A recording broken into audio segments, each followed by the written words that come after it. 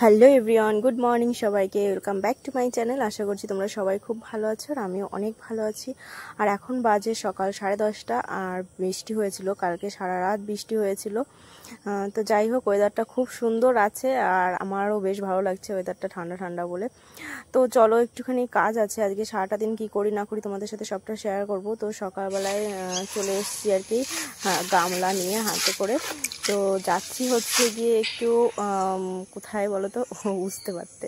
তো চলো, গাছে অনেক উঠতে হয়েছে আর পেকে পেকে যাচ্ছে, তো সেগুলো একটু পেরে নিয়ে আসি। এই যে দেখো, বাবা অনেকগুলো পেরে রেখেছিল, যে আমাকে বললো যে ঝুড়ি নিয়ে আয় বা গামলা নিয়ে আয়, তুলে তুলে নিয়ে। তো আর পেয়ারা গাছের ভিতরে উচ্ছে হয়েছে, মানে পেয়ারা গাছের আর কি সঙ্গে জড়িয়ে জড়িয়ে হয়েছে, তো অনেক উঁচুতে, তো সেই জন্য বাবা পেরে নিয়েছে সকালবেলা। আর দেখো যে লগার মাথায় করে করে দিচ্ছে আমাকে, আর আমি এরকম নিয়ে নিয়ে গামলায় রাখছি। আর ওই যে দেখো, দেখতে পাচ্ছ, এই যে হচ্ছে পেয়ারা গাছ, আর ওর সঙ্গে দেখো লতিয়ে লতিয়ে ঝুলে ঝুলে আছে। আর অনেক উচ্ছে জানো তো, পেকে পেকে যায়, মানে দু একদিন না পারলেই মানে উচ্ছেগুলো পুরো পেকে পেকে যাচ্ছে আর পড়ে যাচ্ছে, পাখিতে খেয়ে ফেলছে। আর এই উচ্ছেগুলো না অনেক বড় বড় হচ্ছে। তো যাই হোক, হাঁটতে হাঁটতে এসে দেখি আম পড়ে আছে একটা। আগে সকালবেলায় মা 3টে নিয়ে গেছিলো, আর এই যে এখন আবার একটা পেলাম। তো অনেক বড় বড় আম ছিল। এই যে দেখো, 4টে আম পেয়েছি আর এতগুলো উচ্ছে নিয়ে আসলাম বাগান থেকে।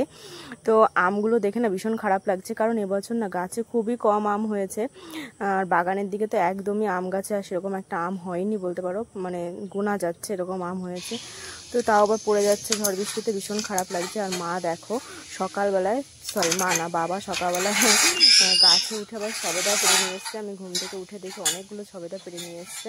তো সবেদাগুলো না বেশ বড় বড় ছিল, কারণ গাছের সবেদা না আমরা খেতেই পারি না, মানে পাখিতে বাদুড়ে খেয়ে ফেলে একটু পাকতে না পাকতে। তার জন্য কাঁচা কাঁচাই পেরে আনতে হয় ঘরে, কি আর করবো বলো, আর নাহলে আর কপালে মোটেও জুটবে না। তারপরে কি, সকাল তো হয়ে গেছে, সকালে খাবার দাবারের জন্য ডিম সিদ্ধ দিয়েছিলাম, তো সেটা দিয়ে সকালের খাওয়া দাওয়াটা শেষ করলাম। ডিম সিদ্ধ আর ছিল গিয়ে আলু আর উচ্ছে ভাজা। আর ডিম সিদ্ধ আমার ভীষণ ভালো লাগে, এরকম পেঁয়াজ লঙ্কা দিয়ে মাখিয়ে খেতে গরম গরম ভাতে আরও ভীষণ ভালো লাগে। এরকম বর্ষার ওয়েদার, আর বাইরে তো শব্দ পাচ্ছে ওই যে বৃষ্টি হচ্ছে।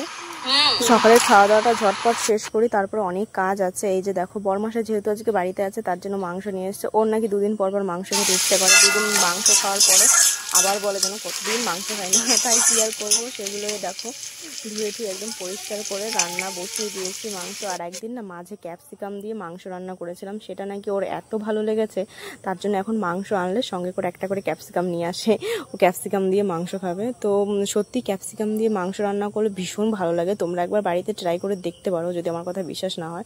আমার কাছে তো ভীষণ ভালো লাগে, একটা মানে অসাধারণ একটা সেন্ট বেরোয়, যেটা একদম মানে পুরো অন্য রকমই, সেন্টটাই খুব সুন্দর লাগে। তারপরে দেখো, আমি মাংসটাকে সব মশলা লবণ হলুদ দিয়ে মাখিয়ে নিচ্ছে এদিকে সুন্দর করে, তারপরে কষাবো আর কি। তো অর্ধেকটা মশলা দিয়ে আমি সুন্দর করে মাখিয়ে নিচ্ছি। মাংসটা মাখালে না বেশি টেস্ট হয়, মানে মাখিয়ে রান্না করলে আরও বেশি টেস্ট হয় আমার কাছে।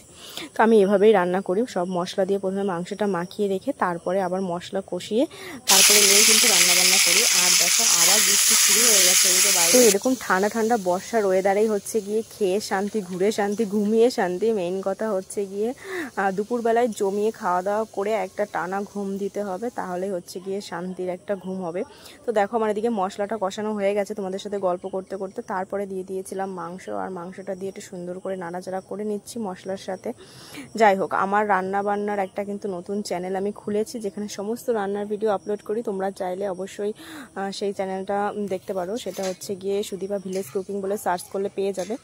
তো চলো, তারপরে আমি এবার একটু আমের চাটনি করে নিচ্ছি। ওই যে গাছ থেকে যে আমগুলো পেরেছিলাম না, অনেক বড় বড়, যে একটা আমে এতখানি হয়ে গেছে দেখো। আর আমগুলো না প্রচণ্ড টক, তো বীজ একদমই নেই ভিতরে, মানে মাংস ভরা আমগুলো সত্যি পড়ে গেছে না, ভীষণ খারাপ লাগছে, ভীষণ খারাপ লাগছে, বলে বোঝাতে পারছি না, এতটা খারাপ লাগছে।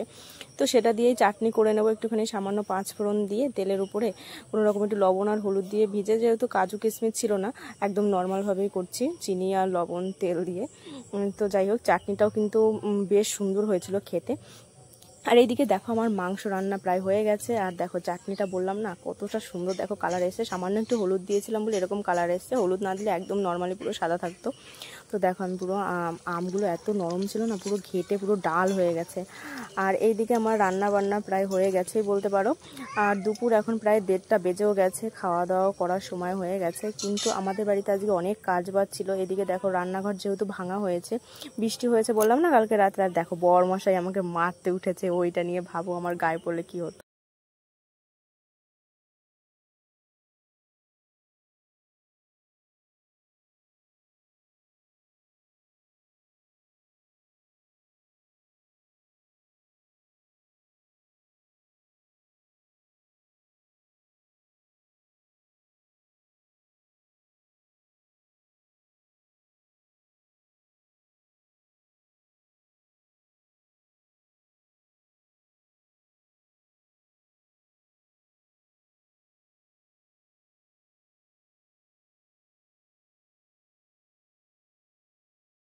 তো আমার মেয়ের কথাবার্তা তো শুনলেই, কারণ ও এখন সব কথা বলতে পারে, মানে ওর সামনে কোনো কিছু বললেই সেটাও রিপিট করে। তো দেখো বিকেলবেলায় চলে এসে সব সরঞ্জাম নিয়ে আম কাটতে, তারপরে দেখো মানে আম মাখা করতে আর কি। তো আম কাটাটা তোমাদের সাথে একটু ম্যাজিক দেখিয়ে নিলাম।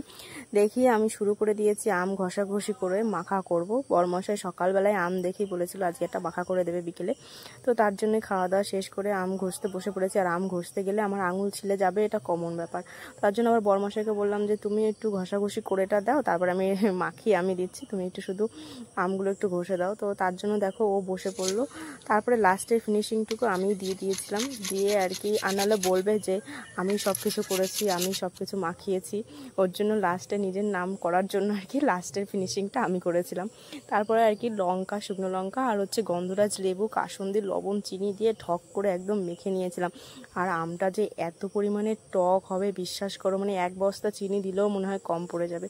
কিন্তু মাখাটা কিন্তু দুর্দান্ত হয়েছিল খেতে, সত্যি খুব সুন্দর হয়েছিল মাখাটা খেতে।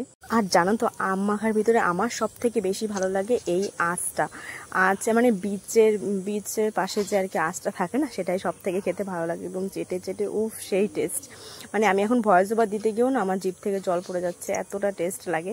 তো দেখো চিনিতে হয়নি, মাঝে একবার চেক করে দিয়েছিলাম, তার জন্য আমি আবার চিনি দিচ্ছি। আর বড়মশাই বলছে কতটা দেয়, কারণ ওর চিনি মিষ্টি ও খেতে পারে না, মানে মিষ্টি দেখলেই ওর শরীরে 80% পরিমাণে জ্বর উঠে যায়। তো দেখো আমি আবার একটু টেস্ট করে দেখলাম যে না একদম পুরো পারফেক্ট আছে, কিন্তু টকে মনে হচ্ছিলো কি আমার গালে যেন কে চর মেরে গেছে আর কি। তো দেখো আমি বললাম যে আর চিনি টিনি দেওয়া যাবে না, এবার মা আমাকে বাড়ি থেকে বের করে দেবে, আম মাখা এতখানি চিনি খেয়ে ফেলেছি তার। তো যাই হোক টক হলো কিন্তু খেতে সুন্দর। আর আম মাখা যদি একটু টক না হয় তাহলে আর কি ইজ্জত থাকে বলো। তারপরে দেখো আমি একটু ঢং করে আবার চামচের মতন করে বরমশাইকে খাইয়ে দিলাম, আর ও দেখো খেয়ে কি করছে, ও মনে হচ্ছে কি দাঁতগুলো যেন খুলে পড়ে যাবে। তো যাই হোক তারপরে বিকেলবেলায় আবার মেয়ের জন্য আখের রস নিয়ে এসেছিলাম, তো সেখান থেকে আমি আবার 1 গ্লাস খেয়ে নিয়েছিলাম। আজকে সারাটা দিন এভাবে কাটালাম। ভিডিওটা ভালো লাগলে অবশ্যই লাইক করে দিও। টাটা।